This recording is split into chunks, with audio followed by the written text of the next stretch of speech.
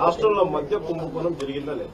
మద్యం కుంభకోణం అనేది ప్రైవేట్ ఉంటే మద్యం కుంభకోణం నిన్నంతా చెప్పిన దయచేసి మళ్లీ మద్యం ప్రైవేట్ వ్యక్తులు కుంభకోణాలు జరుగుతుంది కానీ గవర్నమెంట్ కి దాంట్లో కుంభకోణాలు చేస్తున్నారు. నేను నిన్నంతా ఇచ్చినాను, నిన్నంతా చెప్తున్నాను. మీరు దయచేసి వినండి. కాదు స్వామి, నేను నిన్న మొత్తం మందికి చెప్పిన మళ్లీ అనవసరంగా బ్రాండెడ్ మద్యము మన రాష్ట్రంలో 5 సంవత్సరాల నువ్వు దాన్ని కనుక్కొని వచ్చి నాకు చెప్పు, నేను జవాబు. ప్రైవేట్ సెక్టర్ లో వ్యాపారం లేదు అనేది మీ వర్షం. నా వర్షం కదా, ప్రజల వర్షం. ఆ రోజు ప్రజలు బాగా సంతోషం లేదు. నీకు ఇప్పుడు జరిగినంత మర్డర్లు, ఇప్పుడు జరిగినంత రేపులు, ఇప్పుడు జరిగినంత గలీజు, ఇప్పుడు ఇల్లు నాశనం అయినట్టు అప్పుడు కాల దయచేసి దర్యాప్తు జరుగుతున్నది. సార్ సార్ సార్ మీరు ఒక నిమిషం దయచేసి ఒక్క నిమిషం. ఇప్పుడు మీరు నా మనుషులు, నేను మీ మనుషులు. మనం పాకిస్తాన్ వాళ్ళు కాదు, బంగ్లాదేశ్ చెప్పని తీసుకుంటాం.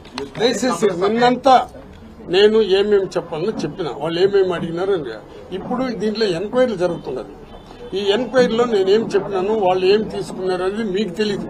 మీరు కల్పన చేసి మొత్తం అనవసరంగా నన్ను ఏ విధంగా దెబ్బతీయాలో నా క్యారెక్టర్ ని అసాసినేట్ చేశారు.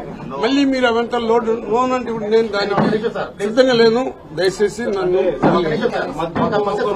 వచ్చిన డబ్బుల్ని సెల్ఫీ వీడియోలు తీసుకుని ఎవరైతే లిక్కర్ కింపింగ్ కసిరెడ్డి ఉన్నారో ఆయనకి పంపించారనేది నాకు ముగ్గురు పిల్లలు సాక్షిగా కసిరెడ్డి అనేవాడే తెలియదు. నాకు వదిలే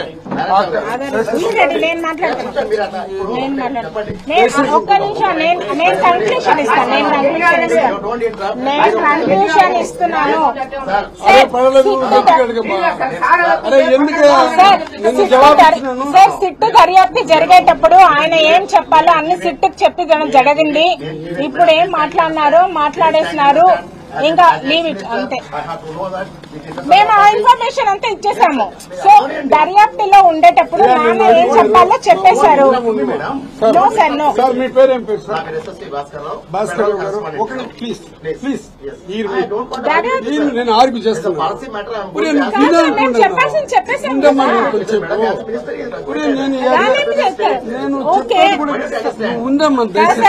మినిస్టర్ గా మీరు అడుగుతున్నారు. నిన్న ఒక్క నిమిషం సార్, సార్ నేను కాలేదు కొంచెం మా పాప నేను చెప్పేది దయచేసి మీ హృదయాన్ని ముందు మార్చుకోండి. మీరు అనవసరంగా నన్ను రచ్చగొట్టద్దు. నేను ఒకటి చెప్తున్నాను, నిన్నంతా నాకు దర్యాప్తు జరిగిందండి. నిన్న నువ్వేం రాసుకుంటావు రాసుకున్నది పైన నిన్న దర్యాప్తు జరిగింది. దర్యాప్తులు చెప్పినాను. ఇప్పుడు కేసు ఉంది. నా పైన అన్యాయంగా జరిగిన దాన్ని అయ్యా ఉన్నాయా నిన్న జరిగిన దాన్ని కాదు సార్. ఉన్నాను సార్, నమస్కారం. ఒరే నిమిషం, నాకన్నా చిన్న అబ్బాయి చిన్నోడు. నేను మాట్లాడాను. ఒరే నాకుండే ఎక్స్పీరియన్స్ లో కాదు బాగా నేను ఒరే నా బాధ కూడా తెచ్చుకోవాలి. నేను చెప్పేది బాగా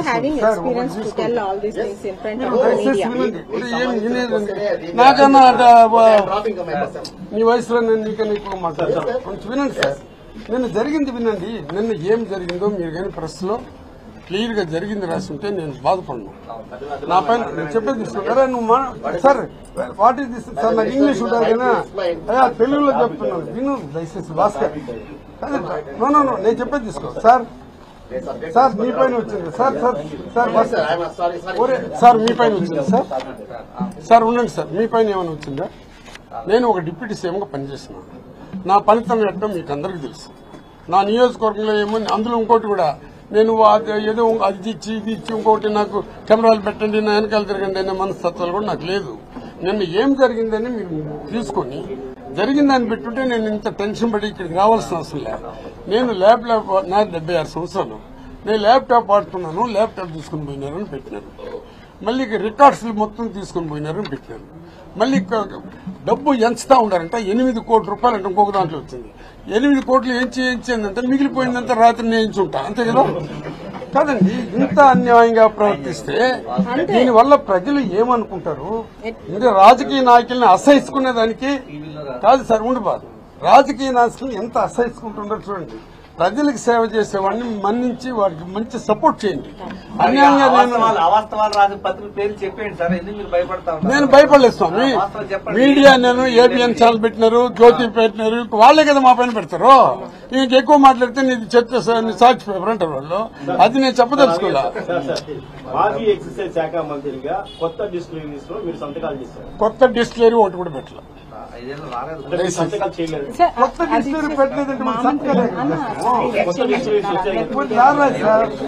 మీరు ఎప్పుడు చెప్పండి. ఇంకోటి సార్, నేను నిన్న కూడా చెప్పాను, ఇవన్నీ కూడా కొత్త డిస్టిలరీ రాలేదు సార్. నేను ఊరిక టెంప్ట్ అవుతున్నాను అనుకోవద్దండి సార్. దయచేసి నేను ఒకటి చెప్పే చూడండి, మీకు మీ క్యారెక్టర్ అసాసినేట్ గల ఈ ఇండియాలోనే నేను గట్టిగా చెప్తా, ఒక దళితులుగా పుట్టి దళితులు అనేవాళ్ళు ఏ రిజర్వేషన్ ఉన్నా కానీ దళితులకు అన్యాయం జరిగితే మాట్లాడే పరిస్థితి కూడా ఉండదు.